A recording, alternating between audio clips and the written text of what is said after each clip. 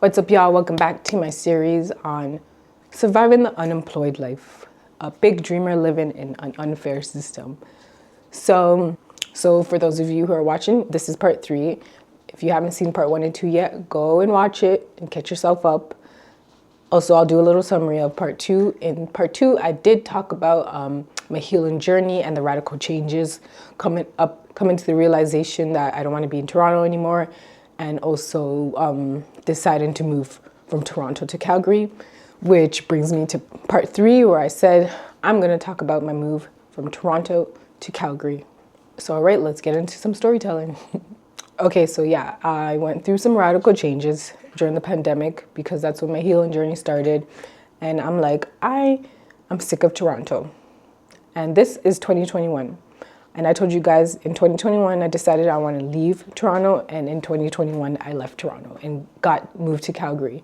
So I came up with this decision May, June. And at that point, I had already said, oh, okay, I'm going to do some outdoor boot camp training. So fine, I won't move in the summer. I'll move September. But I'm telling you guys, I was excited and ready to get up out of Toronto. I would have, if I could have, I would have probably left. That same month I decided, I would have probably left. But it's okay, because it gave me some time to figure out where I'm moving to, because Calgary wasn't the first thing on my mind. And it also gave me time to plan out how I'm going to get there and to get rid of my things. So yeah, the whole summer as I was doing my outdoor training, I was manifesting and getting ready to get up out of Toronto. At first I was like, okay, I don't want to be too far from family, but I want to be out of Toronto. So maybe Sudbury or Waterloo or any of those places.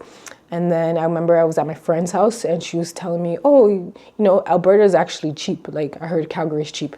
And I'm telling you guys that literally that's all she had to tell me, because I started apartment hunting right away in Calgary. So boom, this was June, I would say. I decided I'm moving to Calgary. And then I spent the whole summer apartment hunting. And while this was all going, I broke the news to my sister that I was living with at that moment, and my family. While this was all going on, I didn't think, they didn't take me serious. And it wasn't, I feel my sister finally took it serious when she seen that I actually managed to sign my lease and lock down my apartment virtually online. So she's that's when it clicked, and my sister said, oh shit, Shireen's leaving us. She's actually moving, guys. So yeah, I locked down my apartment in the summer, signed my lease, and then the stress came of all right, how am I gonna get from Toronto to Calgary? Because Greyhound bus doesn't exist anymore, and and I'm moving from one province to another.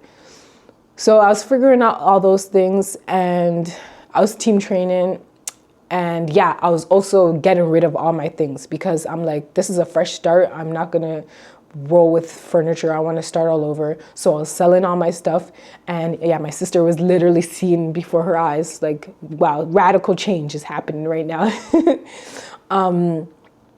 So finally, while all this is happening, I wasn't putting away any money, guys. And the reason I'm telling you guys that, it will make sense once we get to the Calgary part. I told myself I had to save, but I was barely saving. And I was kind of also, all my money was also going towards the move to Calgary. So basically what happened is, yeah, money went towards shipping. I had to end up shipping my clothes and my shoes and stuff. I had to end up shipping those stuff to Calgary. Which was cha-ching. And then I had to book a flight, cha-ching. And then I also had to drop my deposit, at least with Calgary. They don't ask for first and last rent. They just ask for a deposit. So cha-ching, I had to give the deposit. And yeah, summer came to an end. My family realized I'm actually going. We were saying our goodbyes. Very emotional time. I'm even like getting a little emotional, like telling the story. But, oh, so basically, finally, I got on the flight. Like, I got to the airport, it's time to go to Calgary, and my luggages are overweight. And they were not gonna let me on the flight with those overweight luggages. So, cha-ching, I had to buy another luggage, and I went from 2 luggages to 3 luggages. And finally, I was on the plane out of Toronto, on my way to Calgary. Fresh start, new life. I was excited, let's go. I landed, got my Uber, and I got to Calgary. So mind you, cha-ching, cha-ching, cha-ching, like all the money I was literally spending to get to Calgary, and I'm in my first apartment. It didn't click at first, because then I realized also I had a little bit of savings left, so that was enough for rent for like the first 2 months. And then that's when I realized, oh shit, like literally, what did I get myself into? I have no savings. I'm broke. I just used my last bit of money for rent. I gotta eat. So basically, what happened is, so like before I even moved, I told my sister, like she was worried because it's my first time being on my own. I told her, don't worry, I have that hustle mindset. I will not let myself be homeless and struggle out in Calgary. And literally, I had to, when I got to Calgary and came to the realization of what I did, I put myself into, the situation I put myself into, I spiraled a little, but before I did that, no, after I spiraled, I'm like, I got my shit together and I'm like, okay, you know how to do hair, let's freaking do hair. We got to make money. And yeah, like that was like the negative part of when I first moved to Calgary. I was like completely broke and I had no job because, I decided to be a freelance trainer and quit my Good Life job. So also I only had like 2 online clients when I first moved to Calgary, which wasn't even enough for anything.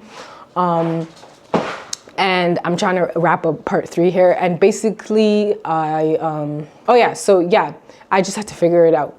And at least the positive part about first moving to Calgary, the healing and the inner work was on 100. I was actually, it was the first time I was alone. I was crying, I was journaling, I was like seriously healing. I was fasting once a week. I was meditating 2 to 3 times a day. Girl, I was falling in love with myself. I was getting to know myself. Like that was the positive part. So I was broke and at my rock bottom, but at least I finally had time to put in the work on myself. And just to wrap it up quickly, what happened is while I was going through all that, I was like, yo, I'm out here by myself. I need to connect with some people. And I went on Bumble Friends to go make a friend, and I made my first friend. Her name was Chelsea. And let me tell you how God works, because I made friends with Chelsea, and it turns out that her sister was my neighbor. And her sister is she managed to help me get a landscaping job in April. So basically, guys, from September, when I moved to Calgary, to April, I had to figure my shit out. I had to hustle and make money. And I also had the help of my family, my parents, who were like so supportive and helping me during those times. Like it was just a crazy experience. And I couldn't have gotten through it without the help of my family, without the help of my new friends that I made.